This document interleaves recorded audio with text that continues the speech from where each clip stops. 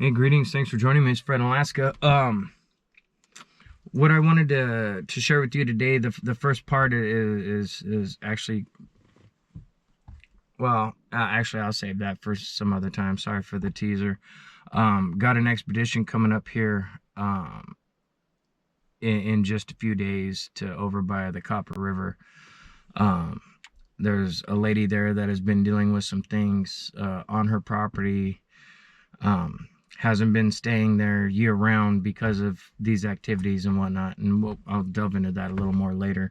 I'm gonna go down there and take a look around and see if there's anything that could be done, to be determined type of thing. But so what I wanted to share with you, we'll say his name is Sam.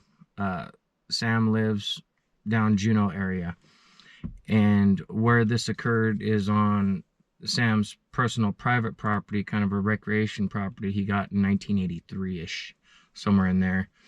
And so for a number of years, there's really no issues, strange sounds every once in a while, but nothing, nothing that stood out. And a few years back, he had a moose stand up overlooking part of his property where he would go and harvest moose every year.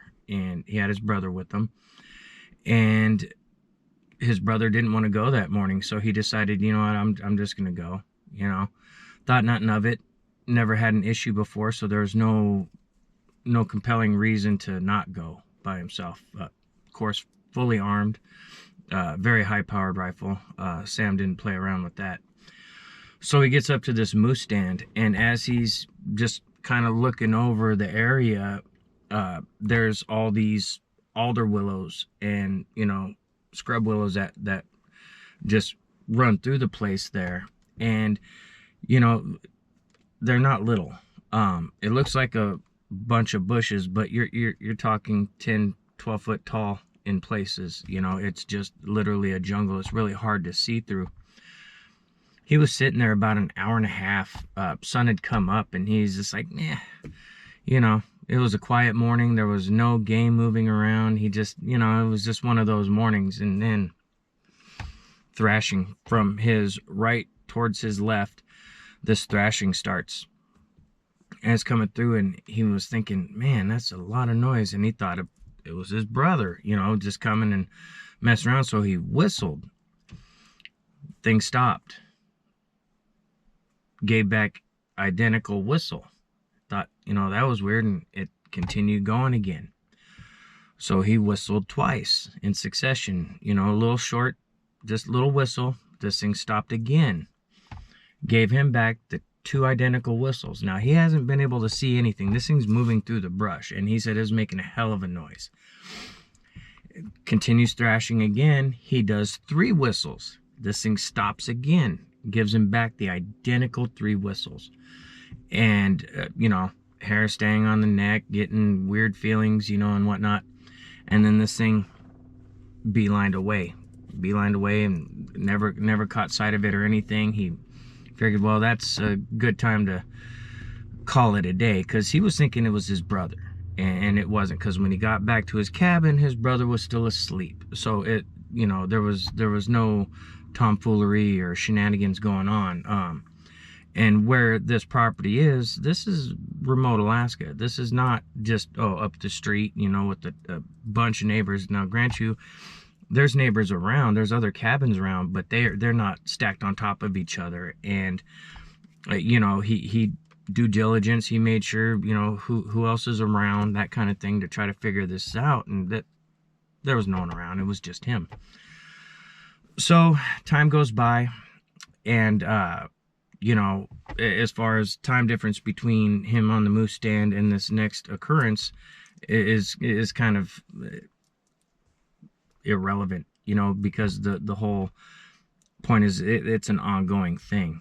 And so this one day, Sam, he's, early 60s, hip issues. He wasn't out to, he's not a triathlete. He's not trying to hike through the woods all fast or anything like that. And he was telling me on his property, there's a creek that runs through it twice.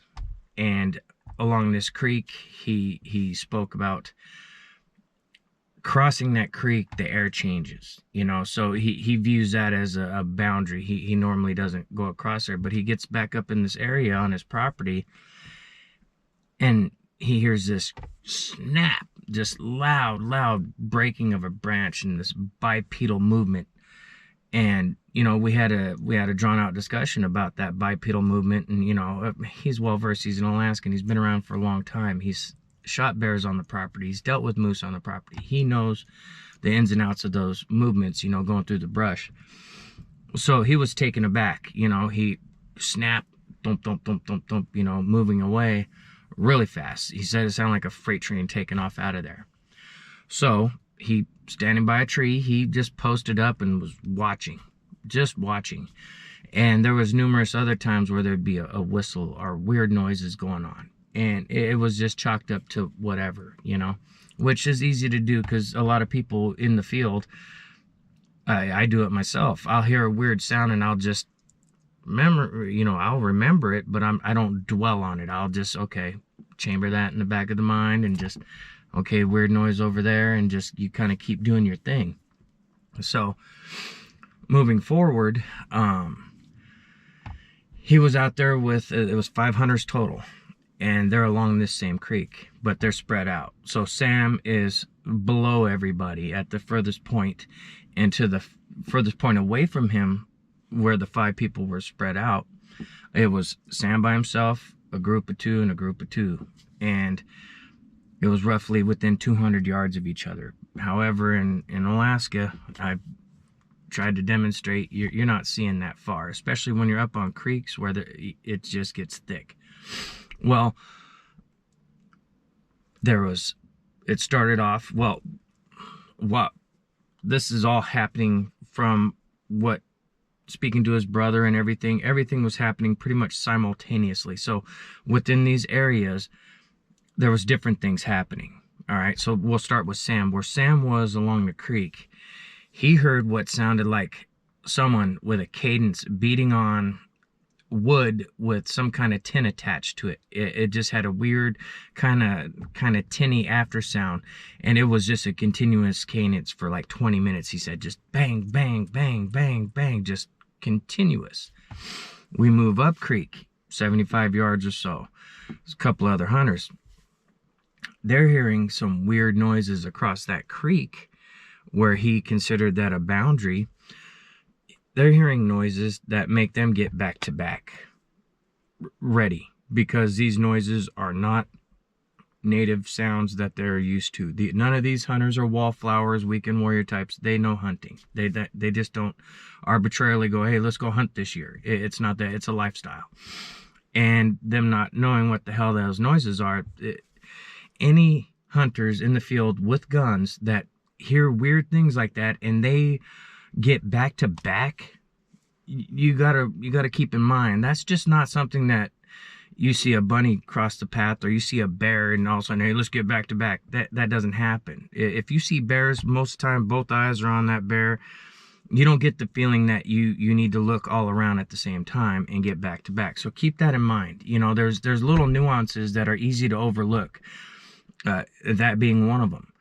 You know, or people's feelings in the woods. It's easy to overlook. You know, I felt kind of creepy or whatever, but again, I've said it before, my friends don't make me fear for my life when I can't see them in the woods. Just doesn't, never happened, ever. You know, same with bears. They're startling and everything, but dealt with bears can deal with bears. There's something about these creatures that give off this ominous, almost oppressive presence, to where it's not as simple as shaking off a weird feeling. It never works that way. As soon as people time and time again have felt what I'm talking about, it changes their perception of the woods. It may not stop them from going out there, but it changes their perception. They realize within their spirit that there is something not all is well. So they're back to back. Weird sounds happening.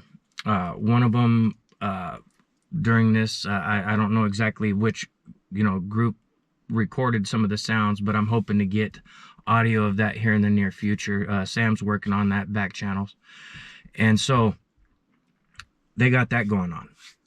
Further up creek, where the other two hunters were, they're going along this creek, and they are elevated above this creek a ways. Not much, but enough. Well, they're going along, and about 10 feet in front of one of the younger hunters, a rock. It didn't get lobbed. It got fast pitch, 75-mile-an-hour type. Splash, hit 10 feet in front of them.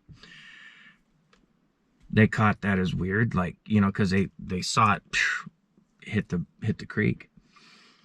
Moments later, it happened again. So all these things go down. They have a meetup point. And once they all make it to the meetup point at a designated time, they all compare notes, you know, without like giving away their hand, you know. Sam's brother asks him, and everyone starts tallying up what they were dealing with. And it's creepy to be going along. And you know, I was like, what are your feelings on that? How did it feel? And Sam's brother had stated that he felt like it was more a warning, like, hey, you're getting out of bounds, kind of thing, is the feeling he got. Because Sam's brother said he tried looking into these willows, and he said the willow patch that the rock came out of must have been about 25 yards wide, and of course 10-12 foot tall, but he couldn't see in there. But the two rocks that came flying out, they saw those. So, you know, as they're comparing notes, that's when the audio came up with the person's cell phone. And just, you got to understand, it's hard to put into words. When you are out in the woods and you're an experienced woodsman, hunter, all of that, something happens when one of these things are around where you don't feel right. You just don't feel right in your spirit. And everyone, me personally, when I've dealt with it, same thing. Everyone I've talked to, same thing. Something doesn't feel right. And, you know, I get a little irritated with the happy-go-lucky stories that I may hear from every now and then when I glance around YouTube about, you know, forest friends and, you know, people with an itemized list of they like this or they don't like that. And, you know, that might be, you know, in that area, you know, because up here in Alaska, it's a lot different. Everyone I've talked to that has had an experience here, even without seeing it visually, all have said the same thing. I was scared. Something wasn't right. You know, from like Brian down Bear Glacier, you know, perfect example. He didn't see anything, but the footsteps alone on the ground, he hasn't gone back out since. He doesn't want to. You know, there's various other people, multiple hunters up south of Denali. They, after 30, 40 years, same spot, caribou and moose, every year, boop, done. One brief moment in 1 year, it all goes away. And, you know, that's the point of this map, you know, that I have on the website. It's kind of cool, it's interactive or whatever, but the overall point is for those going into these areas, check it out. You know, you may be a skeptic, non-believer, whatever, check it out. You hear something, I mean, the standards are whistles, rocks being thrown of various sizes, owl hoots. Imitation owl hoots are the creepiest. Because it typically starts with the first owl hoot sounding very natural, very real, just standard owl.